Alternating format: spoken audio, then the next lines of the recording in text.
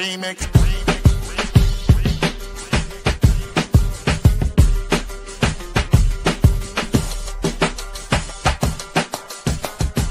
Remix.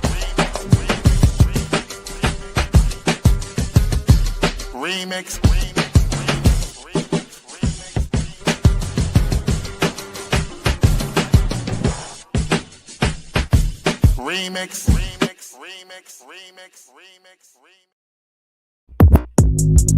Oh, yeah. Welcome out. This is the Remix Morning Show. Right here on Black Liberation Media, in case you didn't know. I mean, that you know, I go by the name of the Ear Doctor. Oh, let me bring it down because the echo keeps going on. But that's what's going on. I'm the Ear Doctor. This is the Remix Morning Show right here on Black Liberation Media. And we are ready to give you some good news and some other news. But don't get confused. We got a star lineup. We got a great show coming up. And let me bring the queen up. She goes by the name of Jacqueline. Lukeman! I was fumbling over here trying to get this together. Good Lord. I respect the deftness of the stumbling. You see me? I was pushing a bunch of buttons Yep. over here. So, that was pretty impressive. You would say you work hard pushing all them buttons. Yeah. Yeah. Yep. Yeah, you do. And I don't go by the name of Jacqueline. That's not my name. Oh no. It never was. Never was. It never was. Okay. But okay. you so you know, I don't know. I ain't even cosmopolitan. Yes, that's exactly the word I was going for today. And that's not even gonna be the word of the day. We didn't even get to that yet. How many syllables does this word today have? we ain't say it yet, so get your vocab together. Okay. Man, it's good. I ain't seen you in a minute since yesterday, so yes. Look at this, starting off already. Listen, I like this. Starting off on the right note. Now. Big up to Lucan. Sitting in 199. Peace. You know what I'm saying? Continue to do that. Let's make sure this works over here.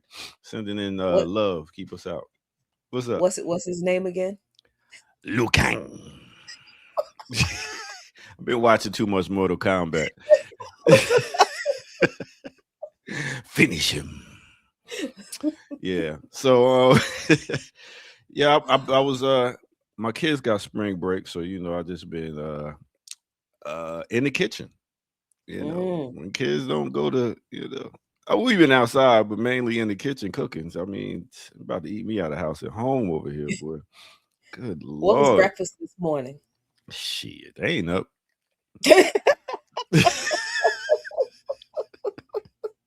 They ain't up yet. They still laying down. They be up around 9-ish or something like that. They old enough to go find out what 21, 16, they figured it out. Okay. Yeah. But still, I'm still the chef over here, so I got to do all the cooking. I'm hungry. God damn, you just ate.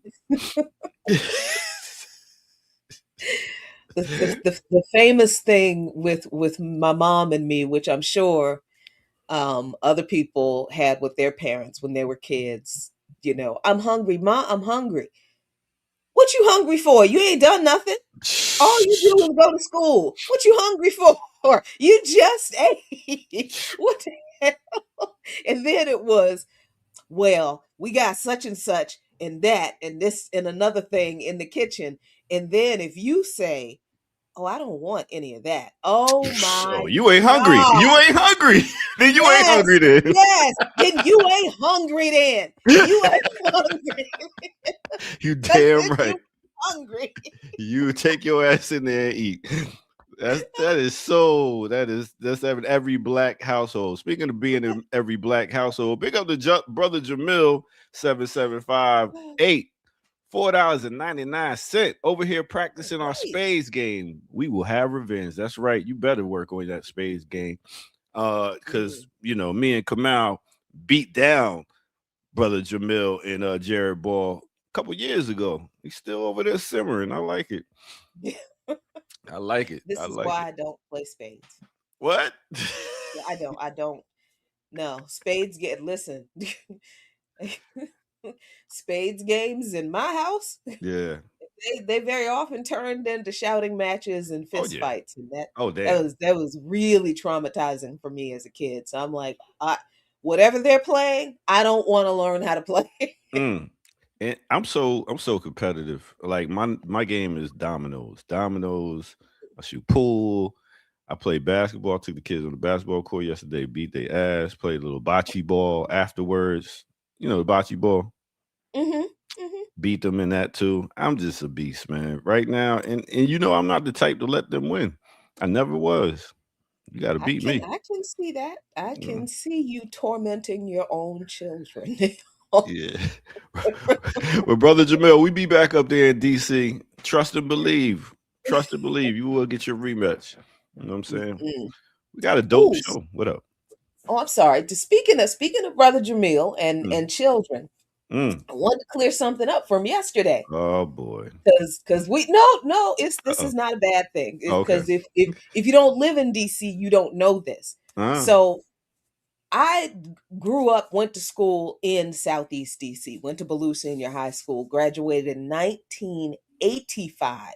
Okay. damn. Well, That is important because although the some variations of the metro system, the original lines of the metro system were laid mm, then in this area of the city.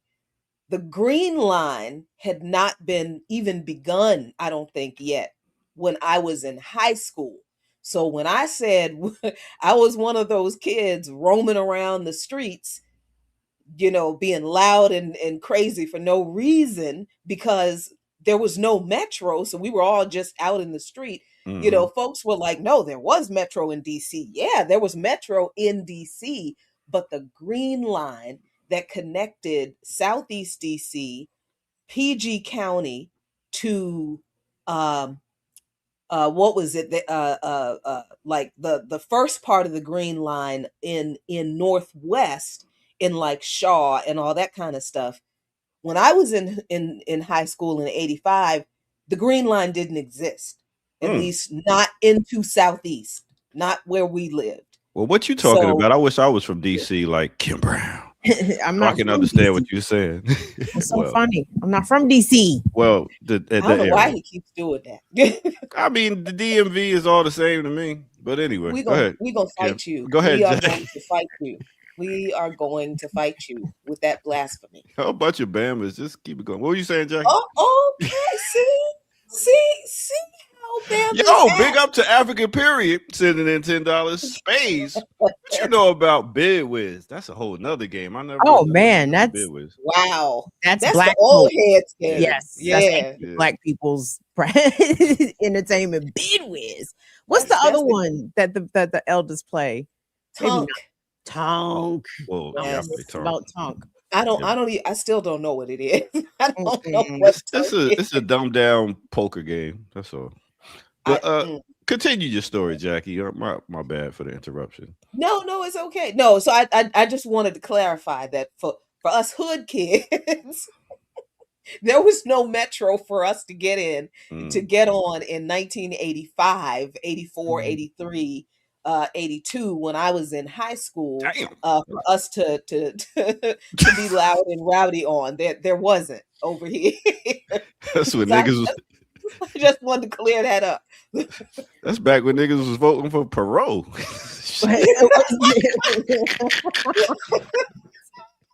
It's like, who's this little rich ass short guy here running for president? Oh shit! What's Hey, that? doctor, that was like there's like 10 years in between the period that Jackie referenced and Oh, Ross Perot, the And rise of Ross Perot yeah, politically. okay. I know y'all are like, oh, the Stone Age. Okay, You okay, ain't go lying. ahead Damn, and that was get the before yeah. Reagan, wasn't it? That was during Reagan. That Jackie, was Reagan making during. bombs. Reagan making bombs. Thank you. We talked about this. We talked about Oh, this. Reagan oh. making bombs. Reagan making Hmm. bombs. So, Cat in the Hmm. Hat, what's good with you? How you today? like this? I mean, you just start shit, and no one was messing with you. No, I like your okay. I like your cap selection. That's Okay, all. is this how we going? I like your cap selection. And, you know, Let me some change people my stance. Hold on, I didn't realize I had like to a get word. my That's ready what I'm doing. stance. I don't want no smoke, Kim. I know how you get down. They don't call you burn them down, Kim Brown, for nothing. I don't want no smoke. I don't want no smoke. Put my hands up. Jeez. Yo, but speaking of youth and all that stuff, I wanted to give a shout out. This is your crew right here, Jackie. You got this going on. Mhm. Hands off black youth. Let me Netfa sent this morning. Thank you. Whew, got that one right. Hands off DC's black youth. End juvenile curfews now. Rally and speak out April 11th, 5:30 p.m. Yards Park, the green space near the bridge. Mhm. 355 Water Street, Washington, D.C. Now, let me tell you a little bit more about that. It says teen takeovers aren't chaos, they're a response. Black working class youth are growing up in the closed schools, unfunded programs, over policing, and no real investment in their futures. When the system abandons them, they create their own spaces to be seen, heard, and together. This is what rebellion looks like when basic needs go unmet. What we are seeing is not just frustration, it's potential. These moments show that youth are already moving, already gathering, already pushing back. Instead of criminalizing them, we should be organizing them. This is an opportunity to build leadership, development, political consciousness, and turn energy into collective power. All right. Let me get that. Mhm. That's the comrades at Pan African Community Action Okay. here in Washington, D.C., in Southeast D.C., as a matter of fact. Yeah. Okay. Yeah, because we talked a little bit about the kids and the youth and just talking about what happened here in Atlanta with the 16-year-old getting shot. What's going on, and even people getting kidnapped and shot, even to the cover where we got Pooh Shiesty just kidnapped and tried to get Gucci Man for his jewelry and stuff like that. He basically Wait, signed a contract he didn't like, and he wanted his money back in blood. So I know what? y'all don't listen to newer rap and stuff like that, but Pooh Shiesty is a rapper. Just got I out I of was jail. just, a cartoon character. When I would hear people reference. I'm like, oh, well, it must be a anime character. Pooh Shiesty. Okay, but Pooh Shiesty is a person. oh, Yes, Pooh boy. Shiesty's a rapper. He he just got out of jail. Oh, somebody said allegedly. He just got out of jail, and him and his crew set up Gucci Man, who he was signed to, and he didn't like how the contract was, so he was like, "Yo, man, I need you to redo this contract. I need out of my contract, blah blah blah, whatever." And he pretty much set him up, came to the studio and robbed him and kidnapped him. Can you kidnap an adult? Yeah. But yeah, What you mean? Can you? I Absolutely mean, kidnapped. it literally says Yes. nap. It don't say adult nap, but go ahead. Oh my. I remember a lot of rhetoric around Megan the Stallion's 360 deal and something. Why don't you read your contract? Why don't you read his contract? Why are you out here signing your name to stuff that you don't like, Mr. Pooh Shiesty? And his daddy. And his dad too. His dad was with him. His dad helped do this, Jackie. What? Can't make this shit up.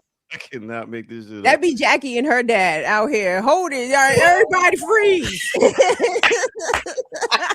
He would. All I had to tell him is, Daddy, they ripped me off. Oh, they did? Oh, hold on. Wait a Go get minute. my Wait a pistol. minute. Yeah. Where they at? I just got one thing to say to Pooh Shiesty. You just don't read, beloved. That's it. I'm sorry. I can't. He voluntarily named himself Pooh Shiesty. He's like, first of all, I ain't get over the name yet. We ain't gonna get to the story. Yeah. Pooh I'm Shiesty. sorry, because is he 12? Listen, I mean, his name says what he is. He's Shiesty. I mean, Pooh Okay. All right. I'm a stop being a culture clueless auntie. Okay. Yeah, I mean, we did have Flavor Flav back I in don't the have to like it though. day. Isn't there's some political education to be offered to our up and coming artists? Yes, Mm. because this has been a generational thing of the industry ripping off, us specifically. You know what I'm saying? And unfortunately, it do be your own niggas sometimes. Yeah. Nowadays, you can put it in. Let me get these initials right. Chat. GPT. There we go. You can put it in that. I heard, and it'll tell you all the wrongs and rights in your contract. And then you go to your lawyer. Then you pay for a lawyer. Yeah. But to understand what these rights and wrongs are.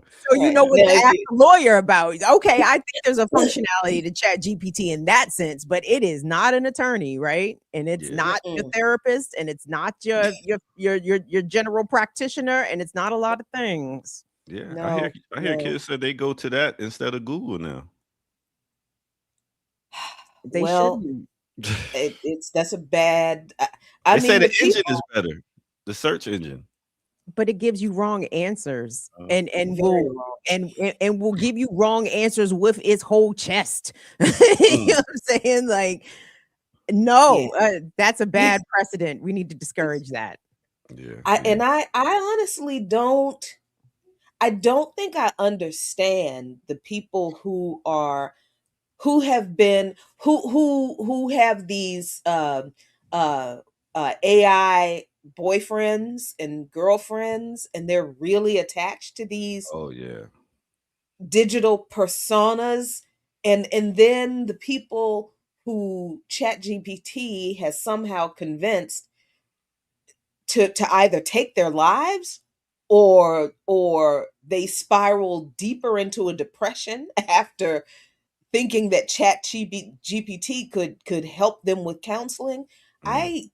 I don't understand how that happens, Hmm. but Chat GPT is not AI in general. It is a tool. It is not the answer to whatever your problems are. Mm. It is not. And man, that's this is getting real scary with this AI Mm. stuff. Yeah. Ugh. I mean, I'm thinking about 10 years, they're going to allow you to marry a robot. I can see that. That's I mean, think well, about it. he didn't marry her. I'm just saying he didn't, but I'm thinking about 10 years, you could, because it's going to be a lot of people that don't got Yeah. nobody. More people going to be in the house, and they're going to want somebody to do shit and not talk back. Yeah, I was But thinking one of my favorite weird shows, My Strange Addiction on what is it, TLC, I think. Mm. Um, where there was an episode where a man was in a relationship with his uh artificial recreational companion. Mm-hmm. One that Yeah. comes in the box. Yeah.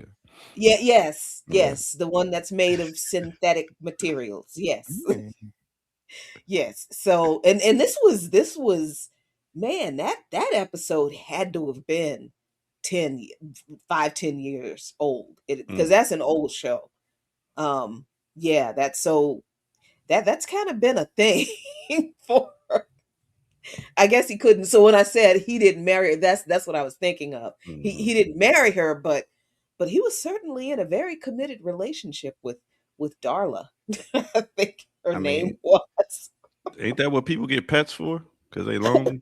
Sometimes, well, not all of them. Well, no, I hope to God people are not getting pets for that reason. I mean, some more. Trust me. When they don't want to deal with nobody talking back, they rather hear a bark or a meow. Oh, I'm All sorry, right. y'all. I tried. I don't know what to. I Is it? tried. Hey, before we get into news, well, we about to get into news. We gonna take a break. We got a guest coming on at the top of the hour. You got nothing, Kim? I got nothing. Speaking of good singing, make sure y'all come back here at 11 for Classical Breakdown, Luther Vandross. And you will definitely hear me and Kim doing some great singing. so, Air Doctor, Oh boy. I have a confession. I have just been listening to Luther. I haven't looked at Luther's biography. I've been on a, I can't even call it a doom scroll. It's been the most pleasant scroll of Luther performing live. Ergo, therefore, I have not done the commiserate research. Well, you got a whole hour in between the remix morning show. I just been listening to Luther sing and not. Okay. I just God, been. you just got caught up in the voice. I did. I How do did. you not? Well, don't worry, I got all the music ready to go. So we ready to go at 11. Kim, just do your research, as our ear doctor always says. Just do your research. So we're gonna go ahead and take a quick break, and we're gonna come back right after. What you laughing so hard at? I'm laughing at how that was just like, oh, you didn't do your homework anyway. The next chapter for us to study. Yeah, I used to teach in school. I was trying to hear that. What you mean you ain't do Oh, your you work? didn't do your research? Okay, well, your presentation is at 11 o'clock. Yeah, I hope you're ready. Straight up, because this is going down. Matter of fact, it's about to go down right here. Take a quick break right here on the Remix Morning Show. Let's get it.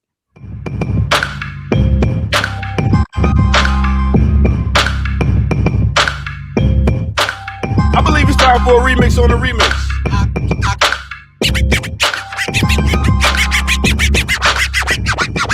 I came in the door, I said it before. I never let the mic magnetize me no more. This biting me, inviting me to rhyme. I can't hold it back. I'm looking for the line, taking off my coat, clearing my throat. The rhyme will be kicking in till I hit my last note. My mind remains a fine, all kind of ideas. Self-esteem makes it seem like the thought took years to build, but still say a rhyme after the next one. Prepared, never scared, I'll just bless one.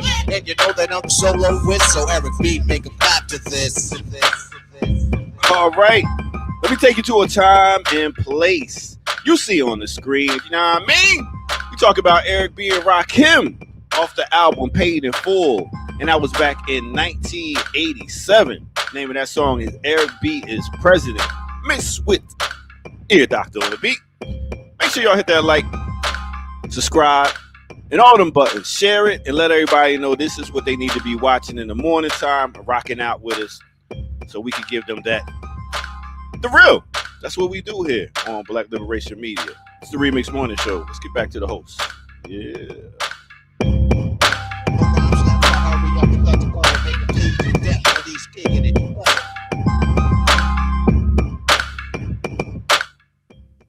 Yeah. All right. One of my favorite opening verses in a rap song. That was a great beat behind it too, Ear Doctor. Thank you. I'll be over here Nice bass in the morning. Yeah. All right, ladies. The question I was going to ask before I get off the screen. So, did Iran just renege or something? Speaking of stage. This was an Israeli. This was an Israeli ceasefire, which means not a ceasefire. Right.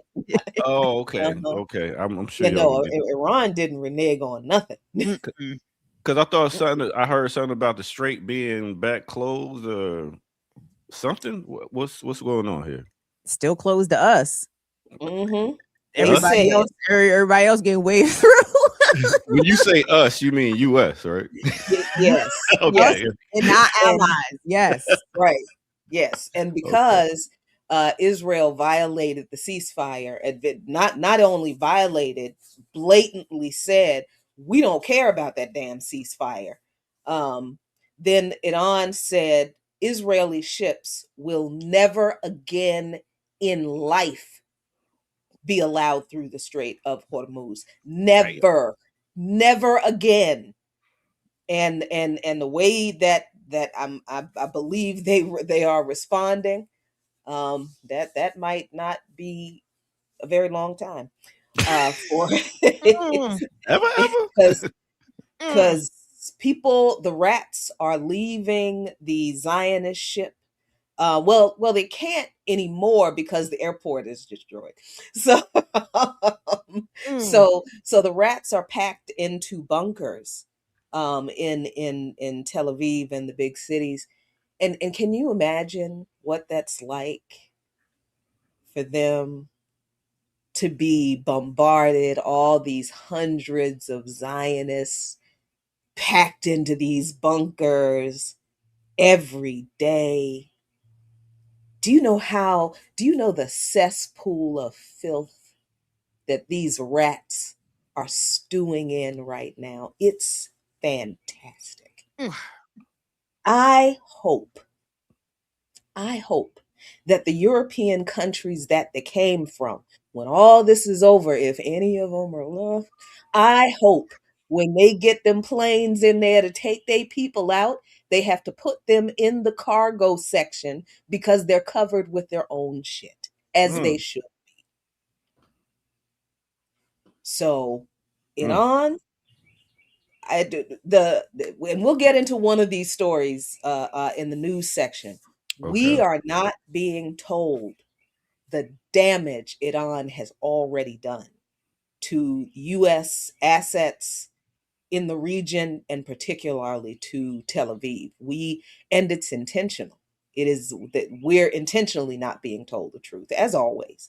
But yeah, Okay. Iran did not renege. They Okay. kept their word. All right. Well, let me get off screen so I get my learn on.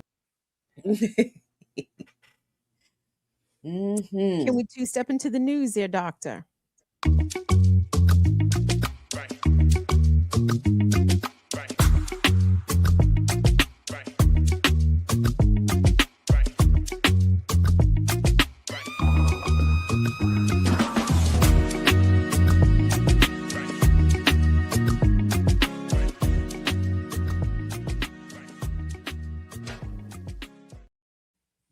Peace and good morning, everybody. Welcome to the Remix Morning Show, the Thursday edition. This the 9th day of April, 2026. Jacqueline Luqman on screen, Kim Brown on screen, Ear Doctor in the cut, remixers in the chat. Shout out to everyone that's already ran us some bucks this morning. African Perrier, Brother Jamil, Lewis Kang. You should get with the cool kids. You should run us some bucks via super chat, or you can head on over to patreon.com/Black Liberation Media, or go to blkliberationmedia.org for various things. Jacqueline, ceasefire done. And Iran knew that. They knew what was going to happen. Iran knew what was going because Fool me twice. What? And that's not, and this isn't even like the first time they've dealt with the U.S. doing this. Because I mean, aside from the fact that that's how this thing started, they were in the middle of negotiations for this nuclear lie that Israel has been telling about Iran for all this time, that the U.S. has been propping up. Every U.S. politician has told the same lie about Iran being weeks away from having a nuclear bomb. All of them. Obama said it. Harris said it. Clinton said it. They all said it. So this idea that the Democrats would somehow have been better, but they're the ones who started the economic war and the ideological war on Iran. After the revolution, they're the ones who kept it going. They never backed away from it. So this country has been at war with Iran for decades. And I keep saying the only reason the world has not been in World War III before before how close we are now, basically like dancing on the edge of it, is because other countries have shown a level of restraint in retaliating against the United States and Israel that those countries have not shown anybody in the rest of the world. And now people are seeing that very clearly. But what we don't get is that there's a reason, even with the where is my thing? Even with the where'd it go? Even with the social media information that we get, we do not get the information that we know is there on corporate media because, aside from, again, all legacy media now in this country, and legacy media, I mean everything that isn't social media. Legacy media is owned by the Zionist capitalist dictators. There are now, oh, that's not the right one. I'm sorry. There are now reports that, there you are, that the US government is demanding that satellite firms that are capturing images of the destruction, that they never release them. Never. This is being reported by Huffington Post. They say the satellite firm Planet Labs to indefinitely withhold Iran war images. California-based Planet Labs said the U.S. government had asked all satellite imagery providers to indefinitely withhold images of the conflict region. They say that satellite images from this company, Planet Labs, but they say the government asked all the satellite images to withhold visuals of Iran and the region of conflict in the Middle East to comply with a request from the U.S. government. The company announced the decision in an email to customers and said the U.S. government had asked all satellite imagery providers to indefinitely withhold images of the conflict region. The restriction expands upon a 14-day delay on imagery of the Middle East that Planet Labs imposed last month, a move the firm said was meant to prevent adversaries from using it to attack the U.S. and its allies. You notice how they skirt around the fact that they're withholding the truth from us. Hmm? But it Planet, also implies, I'm sorry, Iran doesn't have satellites? yes, they Like, do. of course They they have, do, right? And of China course has they satellites. do. Russia has Uh-huh. satellites. So if Uh-huh. you withhold this information only from American users, it does fuck all to prevent Iran or whatever enemies of the state from viewing whatever carrier movements, any of that stuff. So this is a bullshit excuse. Like, But the it's enemy also, might log on to Planet Labs and but but it's also reflective of the fact that they can do this kind of thing and justify it because they know that most people in this country are not going to seek out alternative news sources than the legacy media that they, of a certain age. They're not going to search, they're not going to look for, they're not going to read Press TV or Al Mayadeen or Palestine Chronicle, or hell, they're not even going to go to Al Jazeera because they hate Muslims that much. So that this is obviously, like censorship, but it's also a reflection of these folks understanding that they have done such a good job manipulating how Americans think, that they can do this without a whole lot of fear that the people that they want to convince that they're actually winning the most, they know they're not going to search out other options for news other than the legacy media outlets that are owned by the Zionists, who are also following this blackout policy of not displaying images of what is really going on, the damage that's really happened in Tel Aviv and and against U.S. military. They're not even talking about it, let alone showing images. But really quick, I wanted to finish this up. Planet Labs said it will withhold imagery dating back to March 9th, and that it expects the policy to remain in effect until the conflict ends. But they said indefinitely. So as far as sharing these imageries, these images, so a couple of things are going to happen. What Kim said about other countries having the satellite, eventually all of that stuff is going to come out. It's going to come out either from these other countries, as we see. This is the other thing. that Iran is doing with these Lego videos, you're seeing some of that footage in the Lego videos.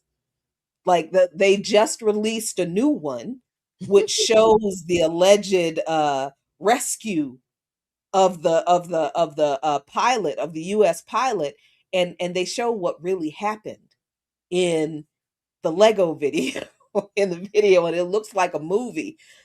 So even Iran um in their cute and really cool and very entertaining Lego animation videos, they're actually showing the truth of what their response is really looking like. So that's going to continue to happen. I think that other countries are going to release other images, but I also think this is going to be another case of somebody on the inside realizing, oh my God, these people are psychos, and then some of that stuff is going to get leaked.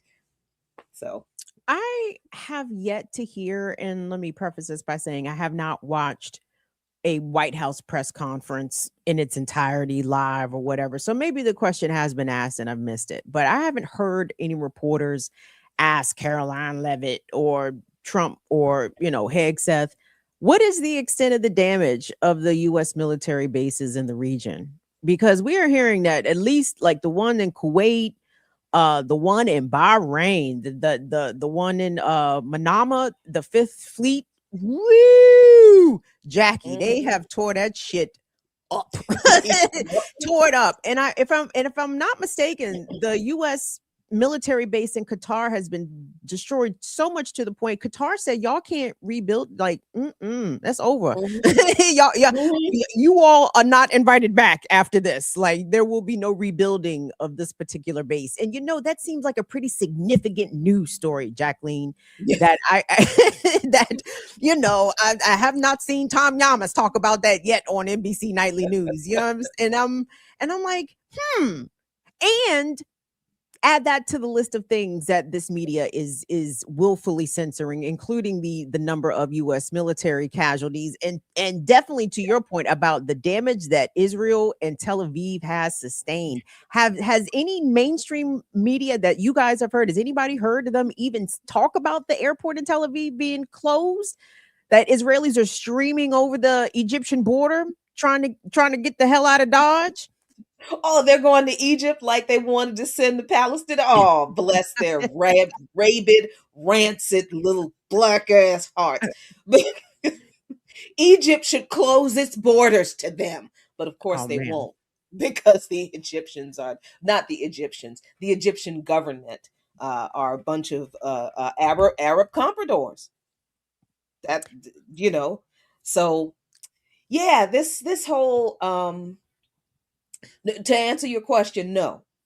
And that speaks to the fact that corporate legacy media is illegitimate and has been because how do you know? And people know. They know that Iran is not firing paper missiles.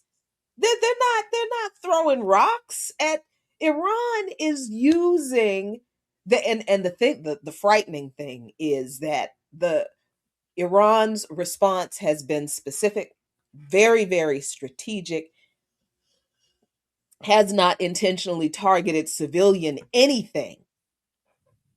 And they did everything that they have done to this point with their oldest weapons first. So they still, we're not even sure how much of their stockpile they have left, because we never really knew how big their stockpile was in the first place. And that's wonderful. That's wonderful for them. So these journalists know this information, and they are being told by their editors, don't you say anything about it. Don't say anything about it. Because now, well, not now, but because they've always lied for the empire. But now we do see that these journalists are fully complicit in the cover up, because how do you know that at least 4 US military bases, and I think it's more than that, at least 4 US military bases that were surrounding Iran have been completely destroyed? How do you know that and not ask the questions about that in press conferences? And then people are getting all excited about one dude who I don't even remember what it was he said that he challenged Trump on, but it was so weak and so soft, and it didn't reveal anything. It didn't challenge any of the lies that were told. It's a mess. These so-called journalists are, they have fully capitulated to this whole media censorship kind of thing, because they're not even pushing back on what they know are lies. And that's, we've got to stop giving legitimacy to US media, because it is fully captured by Zionists, and the US and the US pedophile class. That's, yeah. Well, I've seen these media people in, covering the White House. They have been successfully intimidated by KKK Caroline and Trump, because they will yell at you, right? Like, they will yell at you, they will humiliate you, they will dress you down. And there has been no solidarity amongst the journalists in that room with one another, right? Like, if Caroline refuses to answer, or gives a piss poor answer, or just ignores, or that's a ridiculous question, in olden times, if the question comes to you next, you'd be like, no, can you answer so and so's question Right. first? You know what I'm saying? Mhm. And we're not seeing any of that, none of that. And the one reporter I saw yesterday, I guess it had to have been yesterday, these reporters are still themselves beholden to the lie of American exceptionalism. And I don't know what outlet this man was from, but he asked, America has long been, the moral leader, or we have had moral superiority in the world. Is it appropriate for Trump to tweet, destroying an entire civilization? Doesn't that, make us give up our moral high ground? And I'm like, moral where? What? How is this the question? It's based on a lie. Your question is false premises to start with. And I want to say, this almost might be, in this whole scenario, this might be uniquely American, because I do watch a lot of British media, and while they themselves are failing to report the extent of the damage in Tel Aviv and all that, they at least are happily to say aloud that America has lost this war, right? And you don't hear that in American media. Like, there's no speculation, not even the whisper of, Mhm. is this a war that has already been lost by the United States? While the rest of the world and their bullshit legacy medias, they're at least saying that aloud. Yeah. And the Yeah. complicity with what Israel continues to do. Jackie, I saw a story yesterday. I can't remember who it was. Maybe it was ITV. It was somebody, one of the legacy British joints. They let off describing the besiege that Beirut underwent yesterday with, like, 100 strikes by Israelis in 10 Mhm. minutes, something Yeah. outrageous. Mhm. And the story let off, Beirut is under siege, under Israeli strikes at Hezbollah targets. I said, go fuck yourself. Yeah. The fucking apartment Mhm. building in Beirut ain't a goddamn Hezbollah target. The cafe in which 8 people were decimated by an Israeli airstrike are not Hezbollah targets. And I'm like, y'all are going to cape for the empire no matter what. No matter Mhm. what.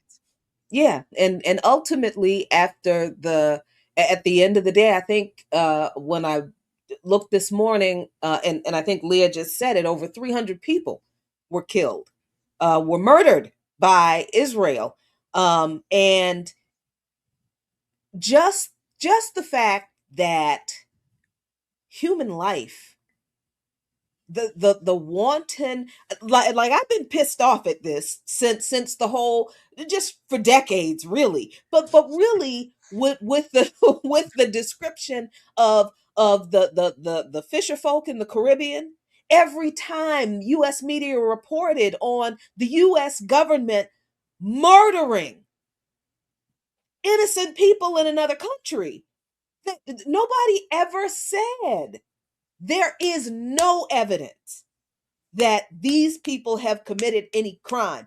This government is committing violations of countries' international. These journalists didn't even point out the illegality, since everybody is so focused on what's legal and not legal in a damn white supremacist settler colony. I don't understand what you think laws are in this place that's supposed to be fair and just. But since everybody's so focused on, woo, is it legal or not?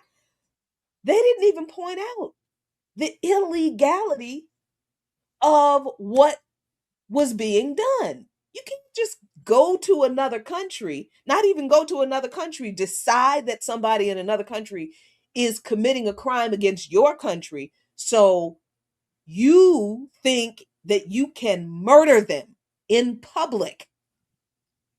Like, how do you not, as a journalist, point out the violations of the law that are supposed to be so sacrosanct?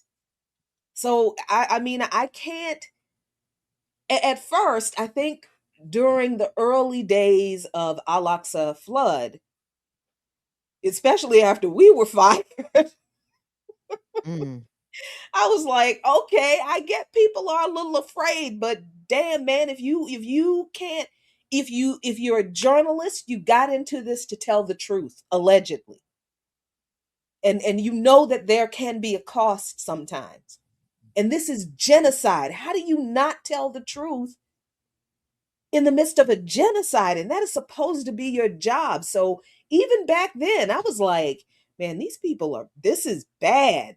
And now we see that when people are slow to respond or silent about one thing, it just gets worse. It just gets worse. And I don't know. I don't know what this country is going to be like as far as, like, news information and the intellect of people. I don't know. That's terrifying me. No, the dumbness is spreading. And the pursuit of, at least, let's say, news and current events, even if you're not pursuing knowledge or history or concepts like on a deeper level, just the baseline of being informed about what's happening outside of these borders and inside of these borders, by the way, Jacqueline, because there has been a number of Black folks and brown folks that have been killed by police. These stories and names are not making national news as they did just a few years ago. All of that is intentional. So the walling off of Americans as individuals away from what's happening even within our own country, my God, asking people what's going on abroad, that is a bridge too far, Jackie. Right? People barely know.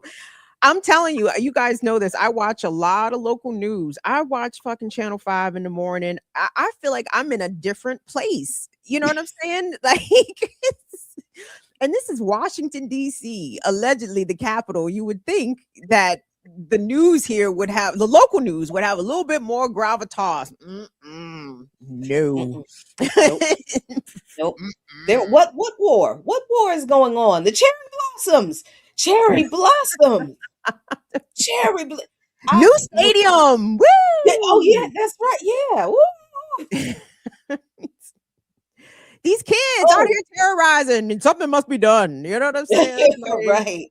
Right. Please. Oh my God. So yeah. Oh, I wanted to make sure that we didn't miss this. Thank you so much, Words and Stars 9, for the $10 sticky. The Resistance gives reports of what they tear up on Telegram. Yes, that is true. The Resistance has a Telegram channel that you can join and get all of the live updates of all of their good deeds for the world in this time of great imperialist repression. Thanks so much. Jackie, for the summer, are you going to rock your Hezbollah jersey or your Houthi jersey? Oh no, I So, got my Palestine. I gotta get some Palestine, some more Palestine stuff. I want a jersey with the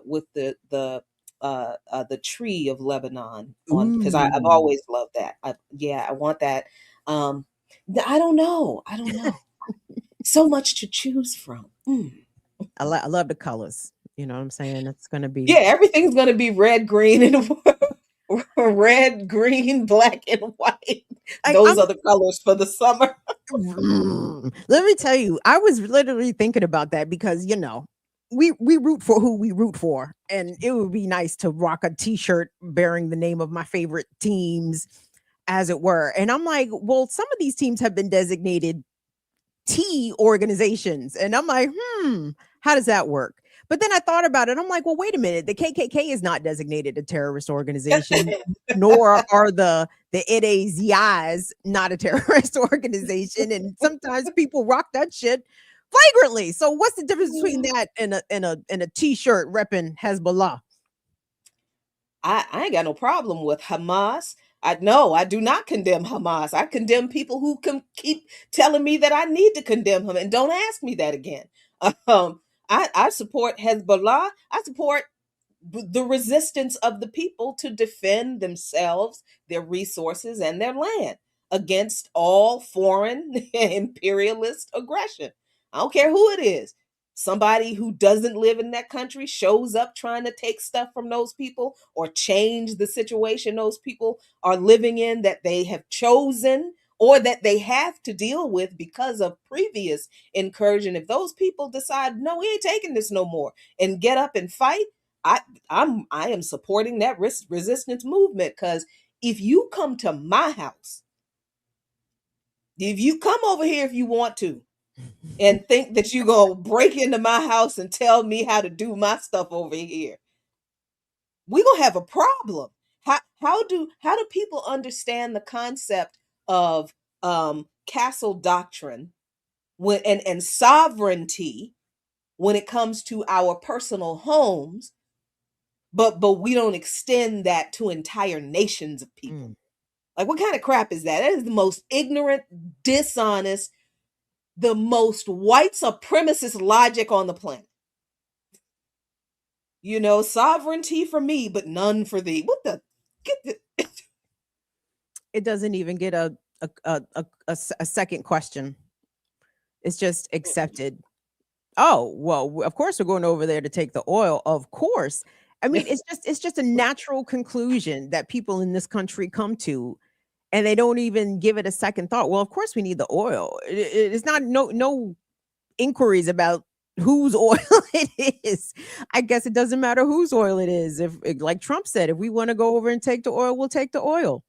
Mm-hmm. Yeah, and the indoctrination that the media and the that honestly the public education system, because the way we are taught history is a complete lie. We don't. This is why the way we are taught history is the reason people, particularly white people, but most people in this country, mistakenly believe that Iranians are Arabs. They don't know the difference between Arabs and Persians. They literally don't. It's all over there, Jackie. They Yes, brown. It's just yes, brown, all brown, all yes, brown. and Pakistanis is Arabs, right? No, uh-huh, I'm and a kidding. lot I know of my it. difference, but Yeah, and also, and not just education, but other institutions like the church. You knew I was going there, but and that's why I wrote. That's one of the reasons why I wrote my book, Ciao. because we don't understand that the misconception of Christianity being created by racist white people is our, like, kind of response to white supremacy manipulating the scriptures, not understanding that that's what we're seeing the manipulation by white supremacists of this faith that is older than the idea of race itself, right? So that's not, we don't understand how deeply people in this country through every medium and institution that exists. We have all been subjected to these lies about other countries around the world that this government, that this country have terrorized for 250, and it's even longer than 250 because these people been terrorizing folks before America, the United States of America, was even a whole thing, right? Since 1492 and before that, quite honestly. And that's kind of stuff that I try to bring together in my book, not just the political history of this racist legislating to continue to oppress people, but also the way the church has contributed to this ignorance that fuels this hatred of an entire faith, and also those things contribute to how we are lied to about the history of this country and this country's engagement with the rest of the world. And it's why we believe in this lie of American exceptionalism, because they've lied about all of their exceptional violence and painted it with a red, white, and big old red, white, and blue flag, and called it a shining city on a hill that's blessed by God to bring freedom and liberty to the world, and people believe it. So Let me preface this by saying I do not wish stress upon your life. However, Pete Hegg says church is like blocks from the US Capitol. I saw a non-American media story about it. mhm. And of course, it looks like a white citizens council meeting, right? But I'm like, what if Jackie just went in there just to observe, even though you'd stick out like a sore thumb. They'd be like, there's a Negro in here. Don't look. Oh, she's got those dreadlocks. She's got those. But apparently, like, the women are in there with, ankle length skirts. Every woman is covered. You know what I'm saying? Like, it's real kind of Christian nationalist dystopian, but again, blocks from the Capitol, right there downtown DC. And I'm like, ooh, I wonder what kind of clannery they are in there preaching. You know what kind? When you saw that picture of the U.S. soldiers at the Catholic excluded Good Friday prayer service at the Defense Department of War. Yeah. Oh, he did that. He did that this year. Yep. I thought you were about to say no Christian services in Jerusalem. The Christians are being showed what these people, you know what I'm saying? That right. Might have been a shot at Pope Leo, because they're pissed at Pope Leo because Pope Leo is finger wagging, and they like, you can't tell us what to do. You cannot shame the devil. No, that's an evangelical Protestant thing. That this people are stupid because they really believe that Catholics are not really Christians. Yes. Well, yeah. It's something and pray to the saints, and they think that's idolatry or something. Yes. And remember, there was a lot of resistance in this country to Kennedy being president because he was Catholic. So yeah, and there's a whole lot of history. Are his allegiances to the Vatican or to the flag first? Yes. Okay. So yeah, this whole thing, there's a whole lot of stuff going on in the spiritual aspect, and I mean spiritual as in dark spiritual, because this ain't real spirituality. This ain't real Christianity. There's a lot going on that these people are doing that people aren't paying attention to. And yes, for the first time in maybe the history of the Department of War, Defense, the Pentagon, having Good Friday services for all of the troops. I think this was the first time in history that they excluded Catholics. Hegseth said there will be no Catholic Mass. Damn. Yeah. Yeah. Now I don't understand why the Catholics ain't in front. Right. Y'all should be out there. Mhm. Interesting. And interesting. In the hierarchy of Caucasians, right? At least in this country, Catholics tend to be Italian and Irish, right? Overwhelmingly. So I think that might be probably, yeah. Especially if you go to the bigger cities on the East Coast. Yeah, I think so. And then those are the whites that, you know, disinherited, I guess. I don't know what the word is. They get demoted down the whiteness, you know, hierarchy tree. Yeah. Look at Yeah, that. I have to dig into this. I have to dig into the origins and the political history of this antagonism, this Protestant Christian antagonism against Catholics, because I'm not exactly sure why it has been so intense, but it's there. It's definitely there, and you're seeing it. All right. Well, I've been in the back cleaning up. We got company coming through, so yeah, and learning because I'm learners. The word of the day, though, Jackie gave us sacrosanct. Ooh. Wow. Yes. Give it to us, ear doctor. Especially of a principle, place, or routine regarded as too important or valuable to be interfered with. The individual's right to work has been upheld as sacrosanct. Word of the Very day. good. Very good. I feel like this is advanced Sesame Street. You know what I'm saying? Say sacrosanct with us, kids. Yeah, well, you know, I like to learn new words every day. And Jackie be saying some shit, boy. I'll be back here like, what the fuck was that? Speaking of big words, we got a guest coming up, and I know they got big words. Their whole thing is words. So get ready for that. So let's take a matter of fact, I want y'all to be on screen for this. That's cool. Y'all need a break or something? I do need a break. God damn. I'm sorry. I'm out today. My bad. I hear you. We at that age now. We got my prostate acting up. You know what I'm saying? no doubt. So let's take a quick break, and we're gonna come right back and bring our guest up right here on No Other Than the Remix Morning Show. Let's go. Yeah.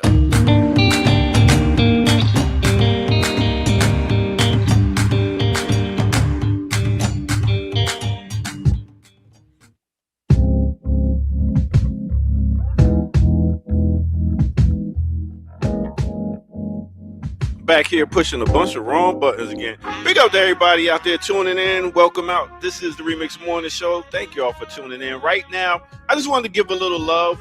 My man Masiki Scales, Common Ground Collective, came through with a new song, and I just wanted to give you some love to that brother right there. Name of the song is called Journey with Open Hands. He got my man Little John Roberts on the drums. Very dope track right there. Open hands, walk with patience, again and again. So y'all could go find this joint on Bandcamp. So make sure y'all go check it out. All right. With that said, that's a quick enough break. I guess we could get back to it right here, right now on No Other Than the Remix Morning Show. Let's do that right here.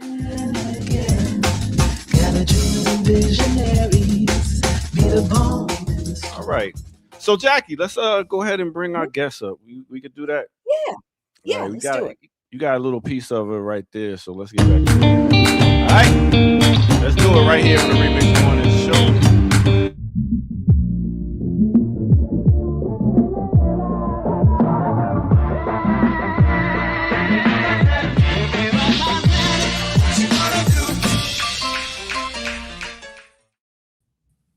Yeah. What's good? We got Jessica Care Moore in the building, straight out of the D. Good What's morning. Y'all are hilarious. I've been on for 10 minutes backstage. Y'all like, oh my, who I'm about to talk to. I my banned book cup. I figured this would work with the show. So Hey, you know Oh, it. You know it. You know it. nice. Listen, Queen Sheba hit me up, and she said that y'all gonna be doing a hip hop poetry again. Last time I checked with her, she was doing it here in Atlanta at the City Winery. So y'all gonna be back at the We're City back. Winery on Yeah, 15th. I mean, I haven't been back in the year. She's on tour. I think they're in Chicago for a show. But I'll be at the City Winery in Atlanta with Sheba and Malik Youssef and my brother Abyss, and Redstone, I believe, is doing Queen Poetry versus Hip Hop. And this is named Yoshi, I think, from The Voice, you know, that can sing her face off. So she's going to be singing. So it's going to be a thing. I haven't been back to Atlanta in a while, so I'm real grateful for Sheba for including me in the show. Atlanta was my home for 7 years. I made a whole baby there. And my son King, who is 19 now, just recorded his first record. So dope. Yeah. And shout out to Masiki Scales, my brother, man. Oh yeah, good. That's my brother. That was my professor in college. Was hanging with him last week. Okay. And now what I was about to say too, because speaking of you being in Atlanta, now you had a spot called Epic on Mitchell Street downtown. You know about my little spot. Yeah, more epic. More epic. Yeah. The Poetry Planet. That was our whole thing. It was me and my brother Akil. I moved to Atlanta in 2000. I just got married, had my son Omari then, my little one, my earth baby. And I came there and I was like, what am I doing in Atlanta? And Akil, came up to me like, you about to take over Atlanta? I was like, no, I'm just gonna live here. What's up? He's like, well, let's build something together. So we opened a club. I had only lived there for a short period of time. Yin Yang was just closing, right? And Apache was new. And so Apache was there. And so we created we did so much beautiful work at the Poetry Planet. We had poetry put on the floors. We had a 24-hour open mic. And I did an acoustic soul Wednesdays. That was Anthony David, Cody Chestnut. Nobody wasn't famous. India was coming through playing. It was a really spectacular. That was the ghost in my house. It was a really spectacular time. I think because I came out of the New York, 90s hip hop and poetry scene, right? And that's what so I came into Atlanta and I got to meet all these fascinating artists. Jason Orr is a friend of mine, so I started performing Funk Jazz Cafe. He put me on the main stage. I wasn't playing in poetry rooms. I was like, yo, I want to be with the Chronicle, hook me up. It was really beautiful. It was a good run, except people thought I lived there. I was like, no, I have a whole house. So no one really, it was hard. Nobody wanted to pay to get in. A bunch of poets. They're all like, yeah, let me in. I'm a poet. Let me in. Yeah. Join the club. Got to pay the rent, so. Yo, because I threw a birthday party there. That's why I was bringing it up. I threw a birthday party.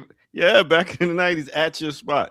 Okay. Yeah, I'm man. so sorry. So you're the second person this week that has talked to me about the Poetry Planet. You don't remember me, Jessica? I was on the open mic. I'm like, dude, you know who used to read there and I forgot was Omari Hardwick. And so he reached out to me when he was in Detroit shooting Sparkle. And he reached out and said, hey, this is Omari from the More Epics, the Poetry Planet. You remember me? And I was like, Omari. And so I was like, what, who? And then he told me his full name. I looked him up. I was like, I'm about to fake it. I'm about to pretend. I was like, that's a lot of abs. I'm about to be like, yes. I know who you, yes, I remember them poems, baby. No, and so that's my brother. But I didn't remember, but he was I knew who he was. And we've been really, really good friends ever since. Before my other hosts jump in and ask a question or two, do you feel like in poetry right now that they're reflecting the times? Or because I know they're not really doing it in the music, or maybe some are, but you don't really hear them. But do you hear any them reflecting the times? I think there's always artists that are reflecting the times. I think there's painters who are reflecting the times for sure. I know some incredible illustrators that have, captured this moment in time, this very crazy, wild moment in time, right? I know that if you're not a poet reflecting the times, then you're not poeting correctly. So I hope so. I am. I think the poets I rock with are, I published Saul Williams' first book. He's a pretty big voice in the Palestinian Free Palestine movement and has put himself out there in a real way. And he's definitely a poet from my generation. That's all we know. We are Miri Baraka, Sonia Sanchez babies. So we're metaphorical children of the Black arts movement. That's who I am. Every poet is different. I'm grown. I'm right in the middle right there, right? So I'm not a little girl that's just started writing poems. I've been writing poems for 30 years. And and I speak and connected to the diaspora and what's happening in the world. You can't do. Yeah, I mean, I heard the sister talking about the local news in DC. You can't. It's like I can't be the local news in DC. You know what I mean? I can't be local news in Detroit. I have to be connected to the antenna to the world. That's my job as a poet and as an activist. And so I think that we out here. I think if people come to April 15th, they'll see some power. And also, you know, what art is for, it's, you know, it's for being that political voice, but it's also about that escape. It's about that joy. It's about finding. I just published this young sister, Barbara Fant. Her book came out on More Black Press. Amistad, Joy in the Belly of a Riot. That's Barbara Fant out of Columbus, Ohio. She bad. And that's what we have to find too. And that's what artists do as well. We find that joy in the belly of the riot. And there's so many riots right now. I mean, you're talking about a person, you know, I don't even like to say, I don't say his name, but this thing that talking about annihilating a whole people, you know. I've never seen this in my lifetime. I don't know if anyone, you know, we haven't seen it in a long time. And but we have to find ways to like speak to it, talk about it, write poems about it. But we also have to find ways to escape it, have some moments of peace, drink some tea, have a salt bath. Like I have to find balance. I have to tune out a little bit just so I can exist, so I can celebrate my son's, you know, victories and say, okay, we're gonna have a moment of joy with my family and see what my son. So yeah, you know, there's balance, but I hope so. But I think there's definitely music artists, but you know, but a lot of them are getting shunned. You know, it's hard because of DEI cuts. Artists like me, independent artists that make a living off performance art spaces, or people who have DEI funding, people who care about Black women's spaces. Like my Black Women Rock, I started in Atlanta, Georgia. I've been producing that for 22 years. I got no funding in 2025 to do. I was my 20th anniversary. I funded myself out of pocket. It's a big show. It's like 30 women. I funded my 20th anniversary at the Fillmore in downtown Detroit because I wanted the marquee. And didn't want to beg anybody for any money. Last year I just said, I'm not asking, you know, white folks for money for something that Black people should be funding. And so that's where I'm at now. And I'm working on raising like $1 million to keep Black Women Rock alive for the next 5 years. So I can support women like Joy, who y'all know, and Yasra and Divinity Rocks and Julie Dexter. And those are, you know, Dia Ferris. These are my sisters that I met when I was at ATL, and they've all done my show. Hendrix and countless others. And so I build these institutions that support Black art, support Black poets, support Black women in rock and roll. And if I can't stay alive with my own people, then I don't know, something's wrong. Something's wrong. But we have to support each other during these times in every way. Yeah. Wow. I first of all, hi, Jen. I did not know you are the genius behind Black Women Rock. Yeah, I don't know. Okay, thank you for the genius, but I know. I'm the executive producer and founder of Black Women Rock. And to be clear, I started at the National Black Arts Festival. It's a tribute to Betty Davis that we've been doing for quite some time, but it did start at NABF in Atlanta, Georgia, right there, Little 5 Points. And I've been rocking ever since. Annual in Detroit, we've done it in Pittsburgh. We did the Apollo Theater in San Francisco. We've been. It was really special. We took it to the August Wilson Center where Betty Davis was still alive, and it was really special. Wow. And Nona was with me, and she knew we were there. And Betty Davis, until her death, was pretty much a recluse because they destroyed Black women before their time. You know, she was extraordinary, and conservative Black folks were scared of her. I've had that experience, and you know, and then white folks forget about it. You know, and so. She had a cult following though. She was very special. You know, people don't know Betty Davis was married to Miles Davis. And she got the Davis name, but she's, you know, responsible for jazz fusion. She introduced Miles Davis with his woman beating self to Jimi Hendrix and Sly Stone and unloosen his tie. And like Tina kept one of her names. So she was Betty Mabry. She wanted the Davis name. And she's fierce, but she didn't come out.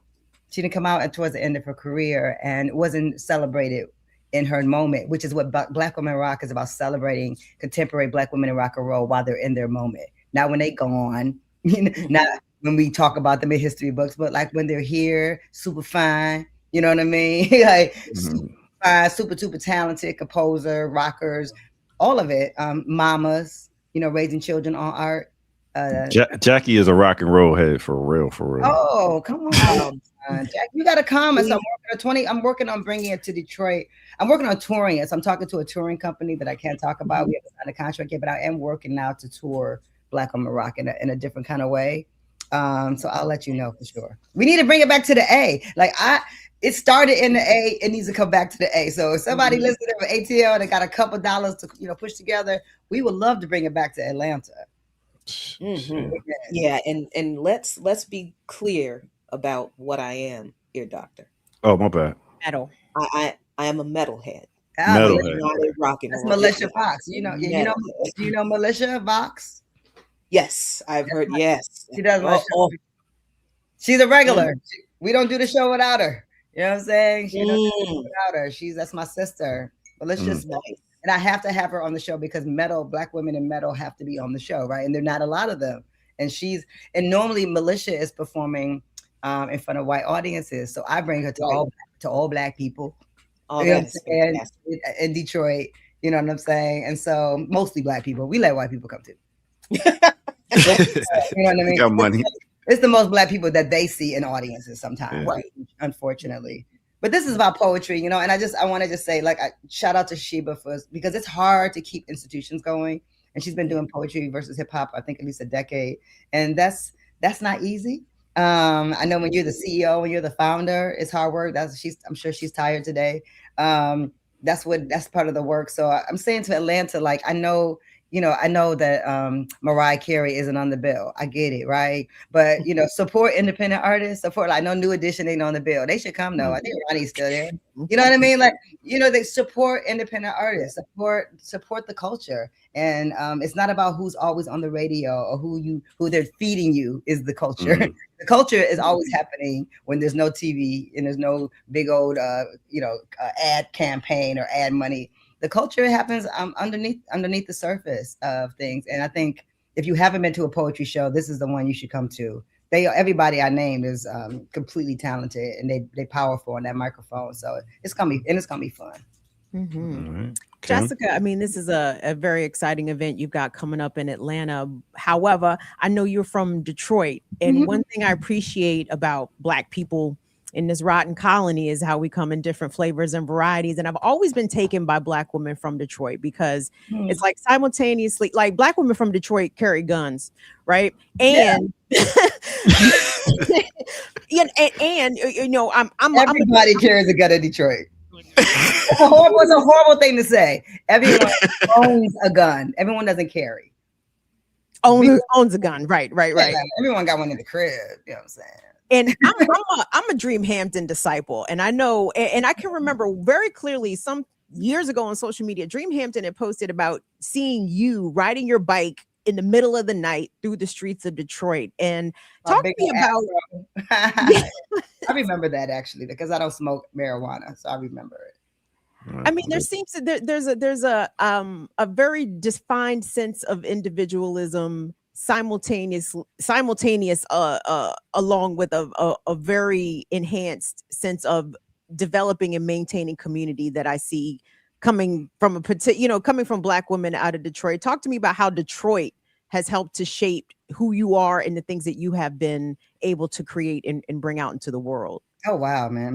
Without Detroit, I wouldn't exist. It's in Detroit women in particular, they're spiritual healers out here. They're healing women out here. We my girlfriend's like, y'all witchy, and we really are. And I remember Dream talking about me riding through I'm not scared of my city. Yeah, I'm probably riding a bike, up the street in Michigan Avenue. I remember her writing about it on social media, but and we're all going to Venice. There's a young sister named Adebumi, so a 34-year-old Black woman that's representing the United States at the Venice Biennale. And so there's a whole crew of us from Detroit going. When Sabrina Nelson, who's a painter here, did a James Baldwin exhibition that traveled all over the world, we all flew to Paris to support Sabrina. We pull up, in a very real way. Being from Detroit means I can live anywhere. When I moved to Brooklyn in 1995, my mother used to be like, "Aren't you scared?" I'm like, "Of what?" There are people everywhere. Mm-hmm. Literally, so we're the quiet, danger, in Detroit. And so I'm a whole bunch of people, I ain't scared of none. I'm gonna win this conversation. No one ever messed with me in New York. I was very safe. I lived in Brooklyn and Harlem. and I felt very comfortable. But I'm also comfortable around my own people, which is everybody isn't. And so in Atlanta, I was comfortable. I moved to Southwest. I lived in Southwest for 7 years. You know, I felt very comfortable in Southwest. I don't know what's up with Southwest now. You know, I don't know how much it's changed. I'm sure there's some changes. Everything getting gentrified in Atlanta now. It's crazy. Even the West End is even the West End. That was my neighborhood. I lived in West End. I bought a house in Cascade. Wow, yeah, I loved it. I was about to open Abernathy. You know, that was my hood. And so, yeah, I mean, being from here has allowed me to travel the world and be able to be very grounded in my blackness, very grounded. I mean, I came up with Comanche. I'm a Comanche young baby. So I came up, that's all I knew was a black mayor, black educators, black school board. All my teachers weren't black, but my school was, and, you know, in high school anyway. And, but I did have black teachers. I had black coaches, you know, for the sports that I played, all black male coaches for the most part, for basketball and softball. And so, yeah, I mean, it's a good place to be from, you know, it is. And I'm proud to be the Detroit Poet Laureate. I'm only the 3rd Poet Laureate in the history of the city. Which is not good, but I'm glad we're back. It was Dudley Randall, you know, who's a pivotal person in the Black arts movement, who has the anthology Black Poets, and then Naomi Long Madgett, who I knew my whole life, who was the Poet Laureate for 20 years because there wasn't a program in place. Y'all know who your Poet Laureate is in Atlanta? Who's your poet? I mean, I'm always rocking with Georgia Me. So that's my home. That's my booski. Yeah. I love her. Okay, she even got a day here, so it got to be her. It doesn't really work like that, but I say yes to that. I don't know. I hope that they have one. Y'all got to find out who the Poet Laureate is. I'll make sure I find out. Georgia Me for Poet Laureate. We just start the campaign right now. I love this right now. And I gotta go look up Laureate. Yeah. But before we wrap up and ask you a little bit more about this show on the 15th, I got one question from the chat room. Brother Jamil asked, question for Sister Jessica: does your press take on publishing manuscripts from new authors? We do. It's publishing. Yes. moreblackpress@gmail.com. You can send it to me. moreblackpress@gmail. Yeah, we take it. It's hard. You know what I mean? Like I get a lot of manuscripts, and people like I have this, 200-page, 500-page manuscript. I never go outside. Here's my book, publish it. So so what I say to people is that if you don't believe in your work enough to invest in you, then I probably can't. As we're pretty small. We're not small, but we're independent. Let me say that. But I got major distribution. I've been publishing poets since 1997, and now More Black Press. I never was interested in an imprint, but I got to the point in my career and in my life that I did not want to go to the post office and ship books anymore. I've been doing that. I was doing that in Atlanta. I was in Brooklyn. It's not. I can't do that no more. And so I have basically what people in the record industry is a very, very bossy distribution deal with HarperCollins. And so my poets now, Barbara Fant, my last poet, Brad Walron, Everywhere Alien, his books, when I was in Paris at the James Baldwin Festival, his books were in the window next to James Baldwin's books. He cried. That's what I can do now, different than I did when I was just in my little Brooklyn apartment in 1997 and doing Saul's book all on my own. But I did well. Even then, I sold 20,000 copies of my first book, and that was before Facebook, Instagram, TikTok, none of that stuff existed. Before social media and probably iPhones. I was about to say you was Master P-ing it out the trunk. You think I didn't learn from Master P? I learned from Master P. Absolutely. I picked all of that. Langston Hughes too. Langston Hughes out of his trunk. Master P. All those and the people, the techno guys here. Mike Banks. I mean, I pay attention. I'm taking some notes for sure. But I can't do it like that anymore. That's all good. So April 15th, tell us what we can expect before you get up out of here. Oh, wow. April 15th, you're going to hear great poetry, good energy. I mean, you just need a good energy night, some positivity, some great music. So it's going to be singing. It's going to be poetry versus hip hop, which is always fun, because I think poetry versus hip hop is hilarious. Poetry going to win. And then I'm performing. I mean, you're going to hear my word. Yeah, you see me in a minute. I'm saying I'm on the mic. Queen Shiva's on the mic. Malik Yusef, my brother out of Chicago. Y'all should know Abyss. He's from Detroit, actually. Y'all claim him in Atlanta, but Abyss is from the D. He's from the east side, from Detroit. Yeah. And and the sister Yoshi. I haven't heard her live, but I've gone online I've been Googling her and looking her up, and she can sing. And so music, poetry, jokes, seriousness, whatever. I think everything that you might need on the 15th, you're going to get if you show up at City Winery. All right, dope. Well, Jessica, you listen. I appreciate you coming on the show today. Thank you. You have an invitation to come on here anytime you got something you need to talk about. Okay. So please continue to do the work. Thank love you. it. Thank you. I appreciate you. Thank you for playing Catch Me If You Can. All right, big up to you. Have a good one. I'll see you April 15th at the show. You coming? Y'all come to the show, please. We coming. Come. Well, they in DC and yeah, I'm in DC, and we got a demonstration that day. That's a quick plane ride. Oh yeah. Stop playing. I'm flying in. You can fly in.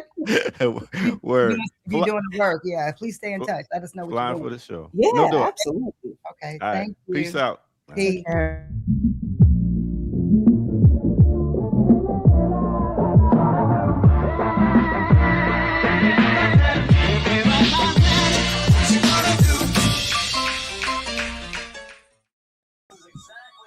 Ooh, nice.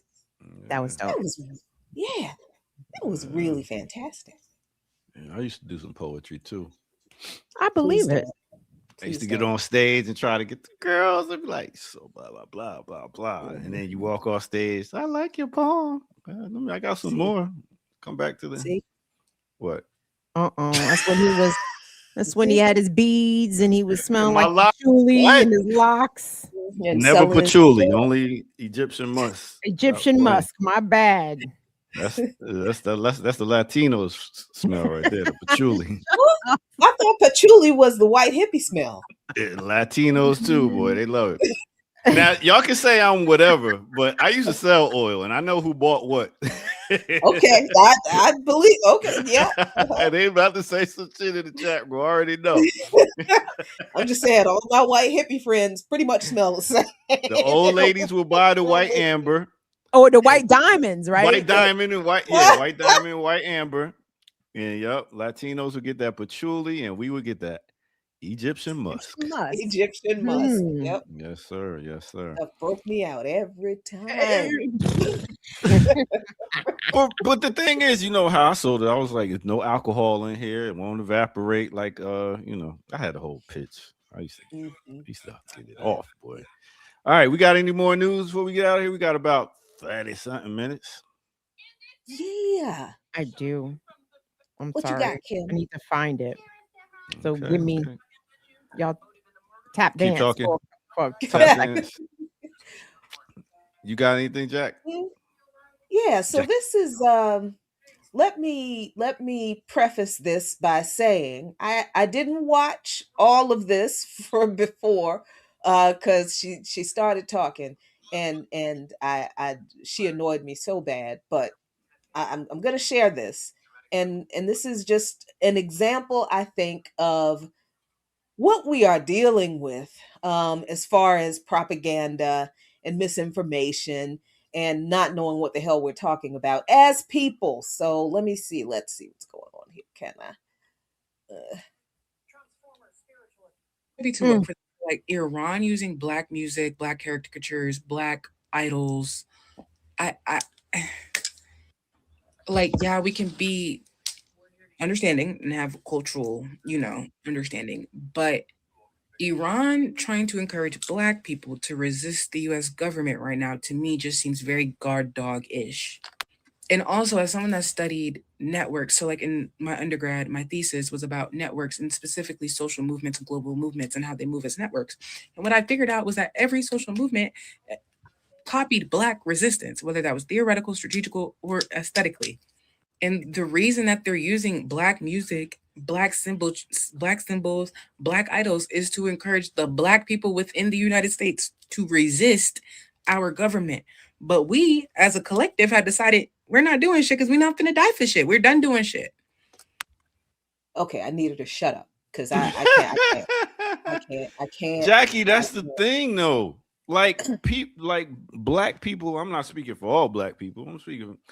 They listen, man, they don't ever come to our aid, but Black people don't realize it's the system we're talking about. So this system that's happening to them can happen to us. So if we don't stop the root of the system, they think that is just, you know, why ain't we coming to their defense? They ain't come to ours when we had our shit going on. But we don't know that. And they did come to our I mean, I don't know if people don't understand our history, and other nations and peoples around the globe have stood with us. Now, they're not going to report that in terms of the legacy media, as we've been discussing. The mainstream media are not going to show how, for example, millions of people around the world came out in support of George Floyd, right? Like, I mean, it's with intention that those connections and that allyship is being withheld from people. So when she says that, I mean, it really sounds stupid, because she sounds like she aligns more with America than she does with her own people, right? And like our comrades continue to point out to us, all the shit that America does abroad to other folks, they're doing right here to us as well. And yet we see ourselves more aligned with the oppressor than we do with the other people that are being oppressed. It's so weird. And then for her to throw all her education behind it, baby, you still sound dumb. Smart dummies. Smart dumb niggas. I couldn't have said that one better myself. When she said, first of all, when she said strategical, I was like, shut the fuck up. How are you going to talk about what another group of people didn't do in support and this, but you don't know that strategical is not a... She had master's degree. She got master's degree, Jackie. See, you ain't learned that in your master's. You wasted all that damn money, every single fucking dime. But then to claim that Iran is trying to convince us to rebel against this government, and then she calls it our government. Clearly she is aligned with no, we're not gonna protest our government. But then she knows nothing about the way Iran has, in material ways, shown up in support for oppressed Africans by literally sending them home and making sure that they were not subjected to whatever retribution the United States was going to unleash upon them during their revolution. Because they said, the Iranians said, Black folks didn't have anything to do with this. They have been oppressed enough. They are probably over here as employees of the State Department, not even understanding what their government is using them to do. They've been oppressed enough. We're going to let them and the women go. So for a Black woman to be on social media talking shit about Iran being quote unquote anti-Black, basically, because that's the accusation, and they haven't shown up for us, but not knowing the history of Iranian solidarity with the Black struggle, commemorating Malcolm with a stamp in their country decades ago, right? Because he is a part of the Ummah. He is a Muslim. The former Ayatollah Khomeini, the late Ayatollah Khomeini, in several speeches clearly explained the hypocrisy of the U.S. government claiming that Iran was carrying out human rights abuses, and his counter was, this is the country that genocided the indigenous people and then enslaved the survivors, but then brought Africans from a whole nother country, a whole nother continent, and enslaved them for 200 something years, and then didn't really give them freedom, and now are punishing them because they're poor. This, and he said on many occasions, this is the morality of the United States. This is how they treat their own people. How dare they lecture us about human rights violations? So Iran understands the history of struggle and oppression of Black people in this country. And this college-educated, master's degree having little child on TikTok somehow doesn't know any of that. And she's talking about Iran is using and appropriating Black culture to target Black people. Honey, everybody in the universe uses hip hop as resistance music because that's what hip hop started as. Mm-hmm. And it is now a universal, a global universal language, musical language of resistance. So in a way, if you want to say they're copying Black people in that way, okay, yeah, sure. But they absolutely admit they are. Yeah, who And doesn't? everybody else does. Yeah, everybody you when you hear like Turkish rap, yeah, there's a reason that there's such a thing as Turkish rap because young people listen to the resistance hip hop from oppressed Black people in the United States. Same thing with every group of oppressed people almost everywhere around the world. Hip hop is the language of youthful resistance, Mm-hmm. The youth, right? So for her not to know this and to claim, and then has she even seen the videos that because all them little Lego peoples ain't white, ain't Black rather. Most of them are. I don't know what the fuck she talking about. I don't know. let's just leave it that. Yeah. What time is it? How much time do we have? We got about We got 22 time. minutes. Oh, we got a long time. Yeah. Thanks, remixers. Like the video, engage with us, please. Share the stream, subscribe to Black Liberation Media Remix Morning Show. We appreciate it. Jacqueline, could you do some Googling for the I can. What am I Googling?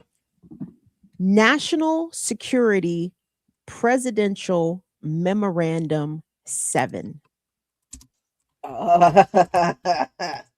And kids in the chat, y'all gonna love this because we are all on Palantir list. Did you know?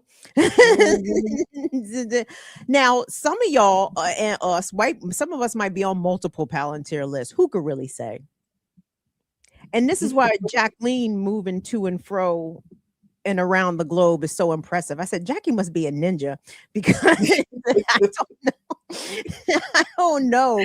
They haven't thrown a flag yet, but clearly I'm not doing enough shit. You're not doing enough. You're not doing enough because they keep letting you go and come back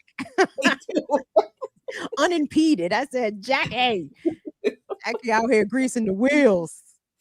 So how did I even come to know about this? Well, there's a young radical white gal I follow on social media, and she posted several weeks ago about how she was planning for some travel abroad, only to discover that her current passport had somehow been deleted out of the State Department's passport system, along with her global traveler, blah, blah, blah. Y'all know what it is. Y'all globe trotters know what I'm talking about. The joint. Yep, global entry. Yeah.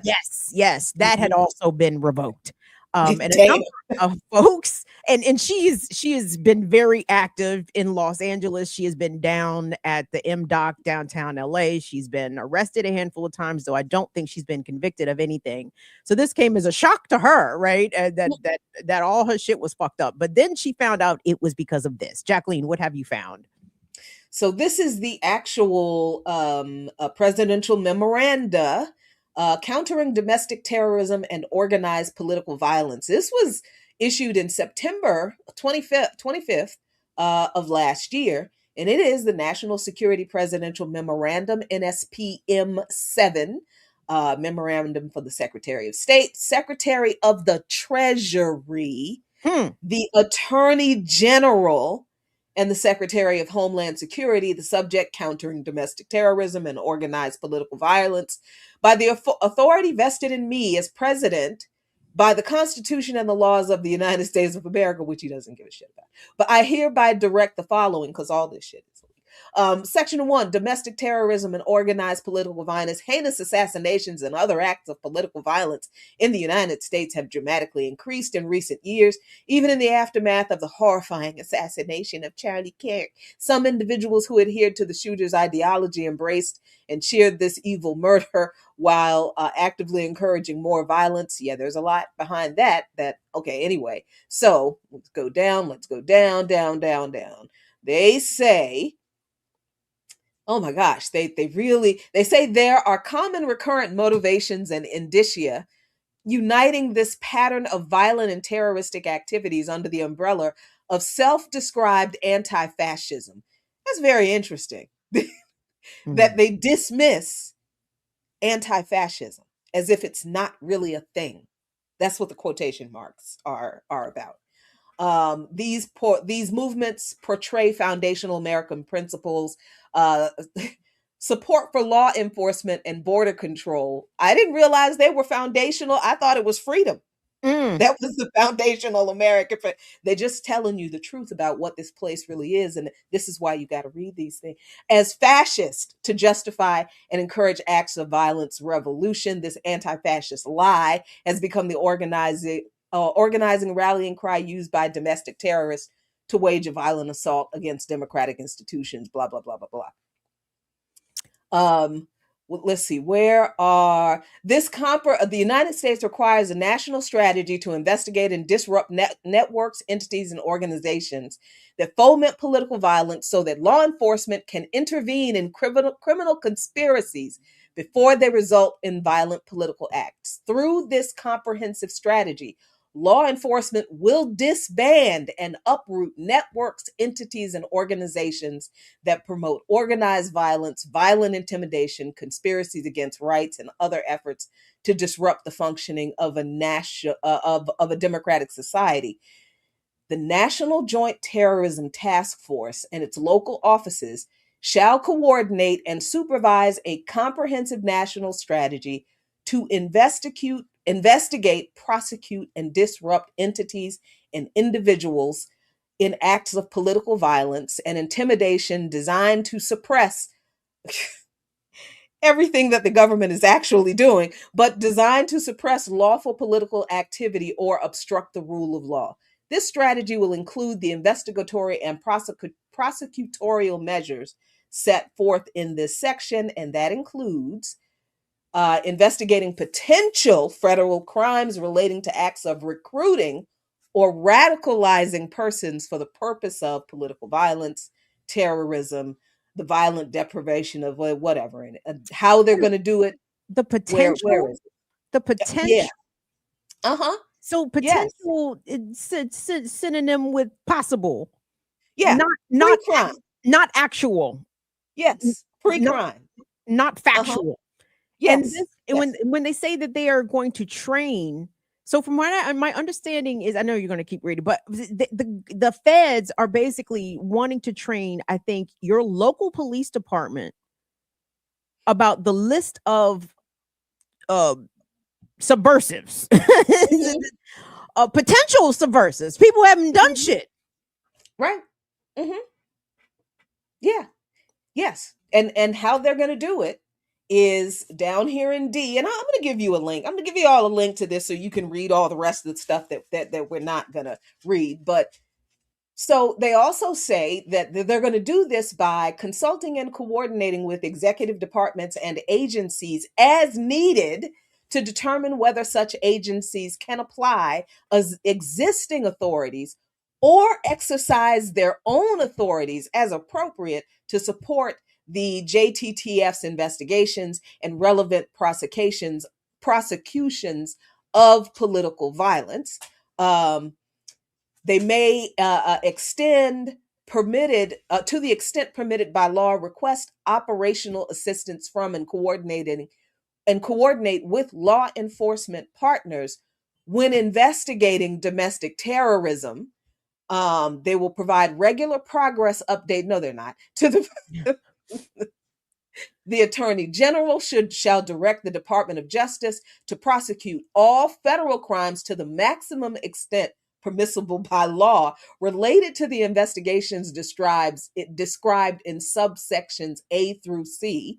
The Attorney General shall pursue specific guidance that ensures domestic terrorism priorities include politically motivated terrorist acts, such as organized doxing campaigns, swatting, rioting, looting, trespass, assault, all this kind of stuff. Yeah.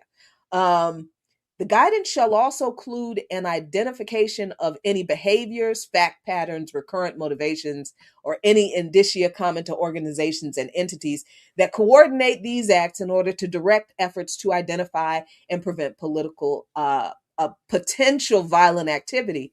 This is where the Treasury comes in coordination with the Attorney General, shall make available all resources to the maximum extent permitted by law to identify and disrupt financial networks that fund domestic terrorism and political violence. The Secretary, acting through the Terrorism and Financial Intelligence Office of the Department of the Treasury, shall deploy investigative tools, examine financial flows, and coordinate with partner agencies to trace illicit funding streams. The Secretary shall provide guidance for financial institutions to file suspicious activity reports and investigate indicia of illicit funding streams to ensure such activity. Basically, the Treasury Department can take your money.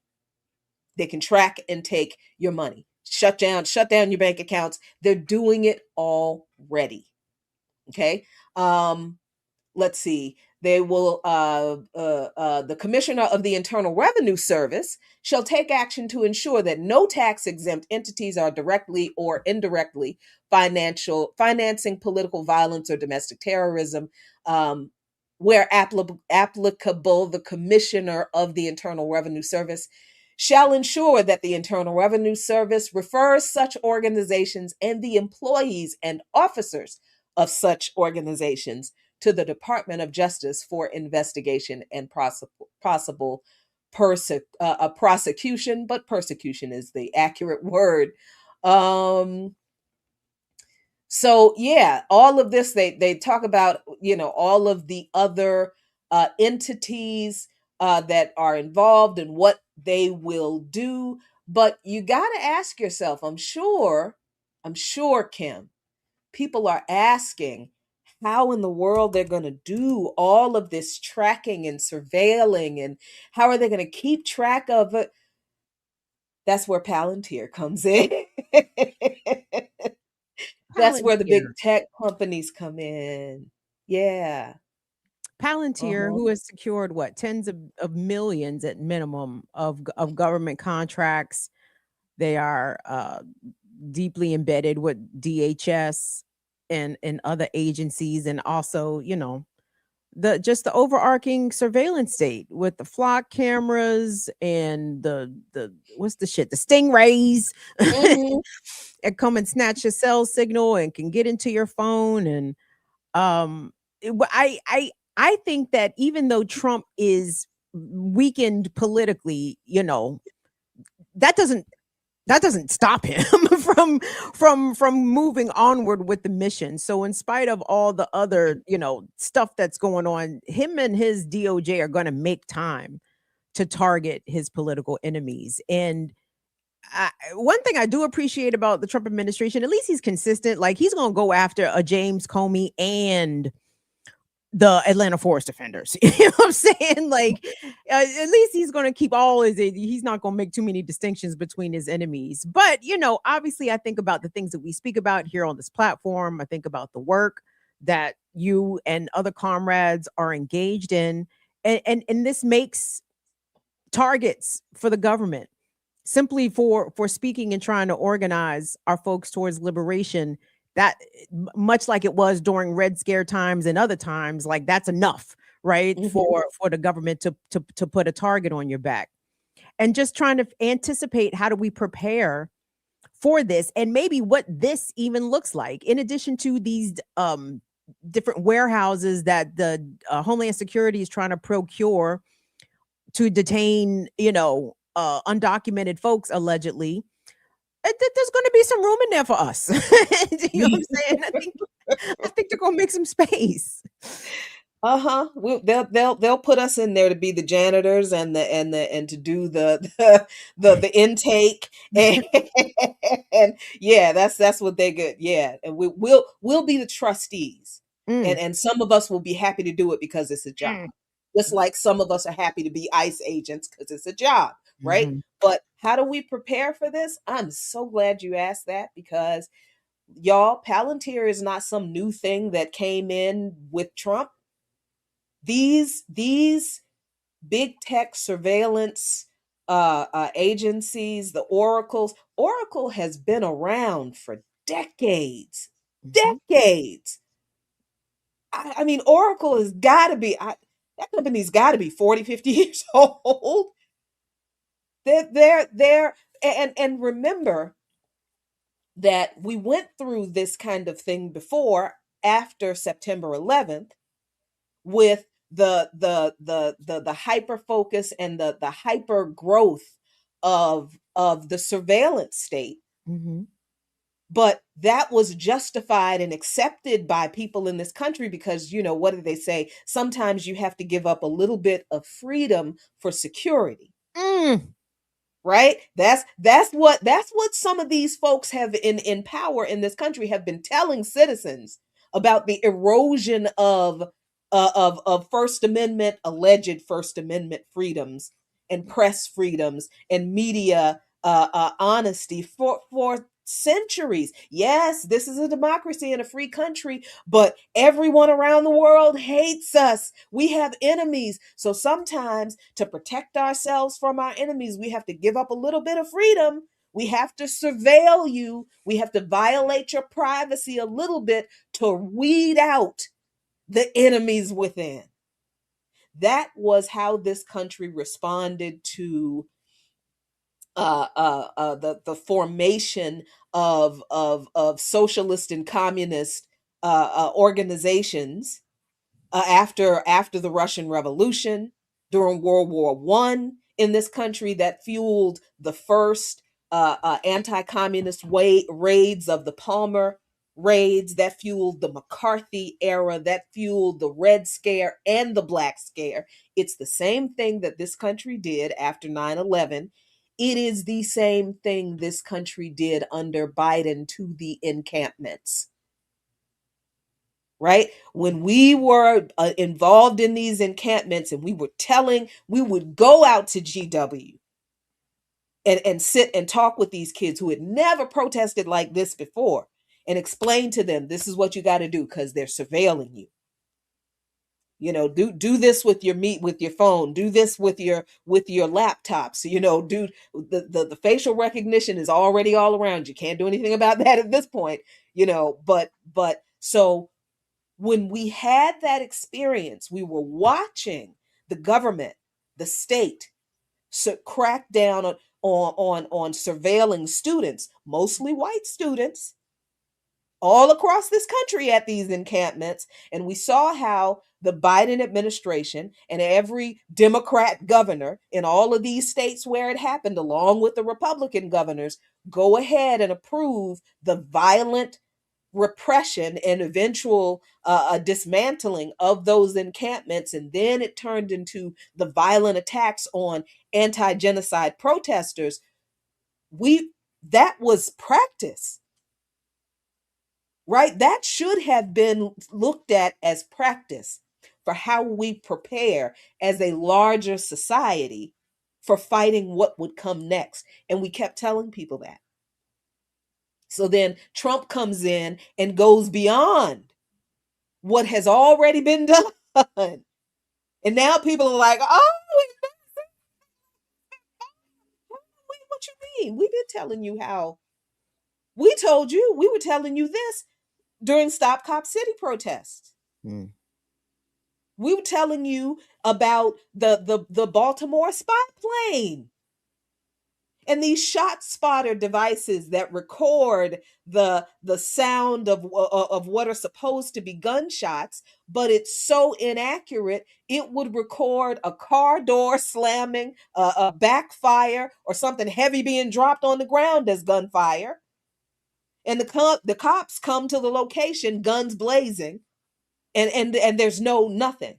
We've been talking about this for years, and people in this country have acted like they acted when it happened every other time. It's those people. We don't have to worry about that. Well, now you do. F around and find out. Hey, ladies, great show. We are almost at the end, the top of the hour, 10 o'clock. We've done it again. Completely had a blast this morning. This one thing I seen before we get up out of here, and I asked y'all about what's coming up because I know y'all don't know. Except for anyway, I'm not too happy about this. I seen Tandy put this up on her post. Octavia Butler, yes, who did Parable of the Sower, is going to be brought to the big screen by the ones that did Queen and Slim. Oh, what's her name? Lena Waithe? No. Melina Malasokis. Matsukas. Oh, thank you. That's a T. Okay. I was going to ask you, please. Let me say it. Listen, don't have my girl Octavia turning in her casket, man. Please.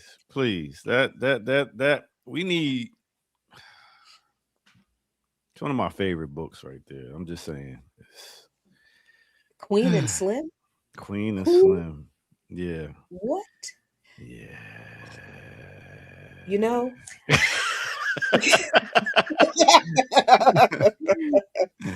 Your doctor is stressed. I know, man. That's anyway. So, Jackie, Darker Than Blue, you figure out what you're doing yet? Nope. Great. It'll be a surprise to all of us. I like it. All right. Well, tune in at is 7 o'clock Friday. Is that the right time? 5? Thank you. It's 5 o'clock. 5 o'clock. 5 o'clock. See how much you don't care about me? See? You don't care. I was just making sure that they knew. I was just doing the trick. Wait, real quick. Jackie, do you have the link to pre-order your book? Can you drop that in the chat? Yes, I do. Let's see. The spirits told me that we're going to get you to 1,000 pre-orders. The book drops when? I don't have but not like next week published date. No, it's still scheduled. It's still on track to be published this summer. So somewhere between June and August, I guess. So I'm doing the final copy edits right now. I'm actually rereading and doing all the typos. Yeah. Well, remixers, you have your assignment. Jackie is dropping the link to pre-order her book. I'm talking about 1,000 pre-orders. Come on, y'all. Let's get it. Chop. All right. And Jackie, you better tell the people on WPFW, everybody listening in Washington, D.C., you got the book. I can't do that. Okay.